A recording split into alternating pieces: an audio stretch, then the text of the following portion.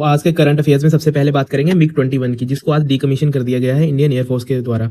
यानी कि अब इसका यूज नहीं करेगी इंडिया की एयरफोर्स।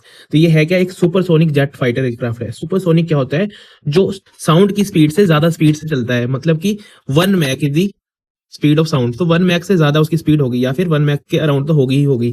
इसको बनाया था, इसको डिजाइन किया था ओकेबी और सोवियत यूनियन ने, और इंडिया ने इसको यूज करना स्टार्ट किया 1963 में। पहला सुपरसोनिक एयरक्राफ्ट था ये इंडिया का, और नेटो ने इसको नाम दिया है फिश बेड।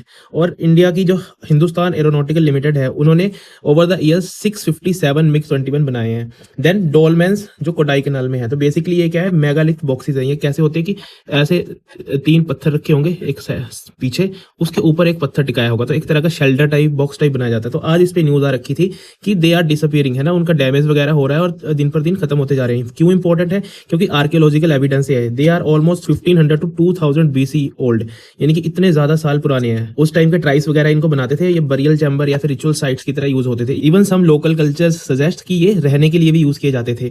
तो पलियान और कुरुम्बा ट्राइब से इनका लिंक माना जाता है। Then they are among the oldest structures in Pilani hill. Then next is world para athletic championship, जो कि इस बार इंडिया में कंडक्ट हो रही है। बाईएनियल है ये, मीन्स हर 2 साल में एक बार होती है, कंडक्ट करवाता है वर्ल्ड पैरा एथलेटिक्स, जो आईपीसी के अंडर आता है। इस बार ये न्यूज में है क्योंकि ये न्यू दिल्ली में हो रही है, इंडिया में हो रही है, और 1994 बर्लिन जर्मनी में पहली बार हुई थी। इस बार का मैस्कट इसका रहेगा विराज, जो एक तरह का एलिफेंट का फोटो है, पुतला है। इस बार इसमें खास बात यह है कि इंक्लूसिविटी का मैसेज देने के लिए इसमें मिक्स जेंडर की रिले रेस भी करवाई जाएगी। Next is 2G ethanol. 2G ethanol मतलब कि सेकंड जनरेशन एथेनॉल। तो इसमें और फर्स्ट जनरेशन एथेनॉल में फर्क क्या है कि फर्स्ट जनरेशन एथेनॉल क्रॉप्स वगैरह से बनता है, जैसे कि मक्की वगैरह, उन सब चीजों से बनता है, लेकिन ये बनेगा नॉन फूड सोर्सेज से। यानी कि जो जैसे आपका पैडी के बाद जो पराली बच जाती है, या फिर बाकी non food sources, organic waste materials जैसे कि सूखे हुए पत्ते होते हैं जंगल में वगैरह वगैरह। तो it is beneficial both ways. एक तो हमारा फूड सोर्सेज इसमें यूज नहीं हो रहे हैं, दूसरा जो वेस्ट है ऑर्गेनिक वेस्ट को मैनेज करने के लिए भी काम आएगा। तो ग्रीन हाउस गैसेज का एमिशन कम करेगा, साथ में वेस्ट मैनेजमेंट में भी हेल्प करेगा।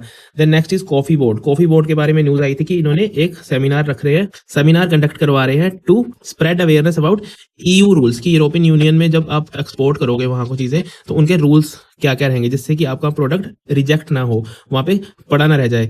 तो कॉफी बोर्ड को कॉफी एक्ट ऑफ 1942 के अंडर बनाया गया था, तो आजादी से पहले का बना हुआ है। अब ये आता है ministry of commerce and industry के अंडर। इसका हेडक्वार्टर है बैंगलोर में। और इंडिया में आपको पता होगा कि 2 वेराइटीज ऑफ कॉफी उगाई जाती है, अरेबिका एंड रोबस्टा। अरेबिका ज्यादा एरोमेटिक होती है, इसलिए इसकी मार्केटिंग ज्यादा की जाती है। So this is all for today. Please like, share and subscribe IS foundry for such updates. Thank you.